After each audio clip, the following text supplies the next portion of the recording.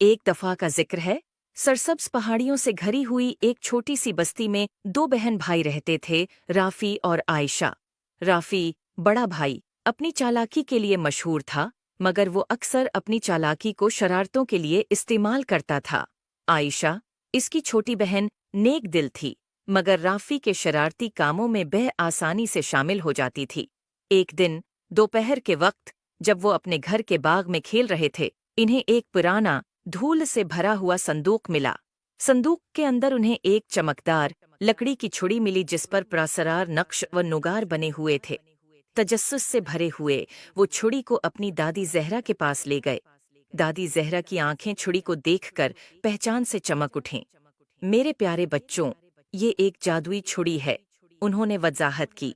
ये ख्वाहिशात पूरी कर सकती है, मगर याद रखो, इसे अक्लमंदी और नेकी के साथ इस्तेमाल करना चाहिए।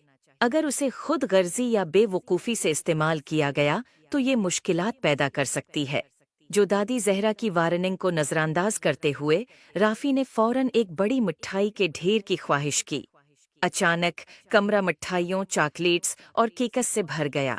आयशा खुशी से चला उठी, मगर जल्द ही उन्हें एहसास हुआ कि मिठाइयाँ इतनी ज्यादा हैं कि वो खा नहीं सकते, और पूरा घर एक चपचपी जिंदगी में बदल गया।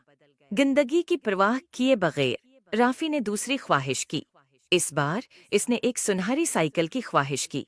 एक चमकदार सुनहरी साइकिल जाहिर हुई, मगर ये इतनी भारी थी कि चलाने में मुश्किल थी, और जैसे ही राफी ने उसे चलाने की कोशिश की, वो टूट गई। मायूस होकर इसने एक के बाद एक ख्वाहिश करना जारी रखा। हर एक ख्वाहिश का नतीजा किसी न किसी मुसीबत में निकला। आयशा, जो ये सब देख रही थी, इसे दादी जहरा की बातें याद आईं। इसने नरमी से राफी से छुड़ी ले ली और कहा, चलो इसे अक्लमंदी से इस्तेमाल करने की कोशिश करें। राफी, शायद हमें ऐसी चीज की ख्वाहिश करनी चाहिए जो दूसरों की मदद करे। राफी ने हचकचाते हुए इत्तेफाक किया।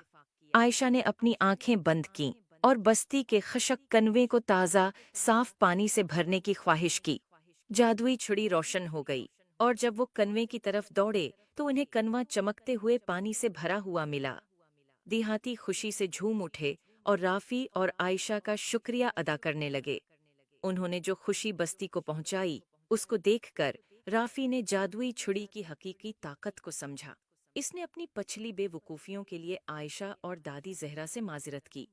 इस दिन के बाद राफी और आयशा ने जादुई छुड़ी को सिर्फ नेक कामों के लिए इस्तेमाल किया, जिससे उनकी बस्ती खुशहाल हो गई।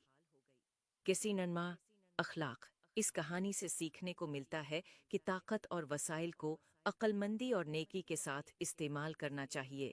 खुद गर्जी या बेवकूफ़ाना अमल मुसीबत ला सकते हैं, मगर जब उन्हें दूसरों की मदद के लिए इस्तेमाल किया जाए तो वो खुशी और खुशहाली ला सकते हैं। उम्मीद है आपको स्टोरी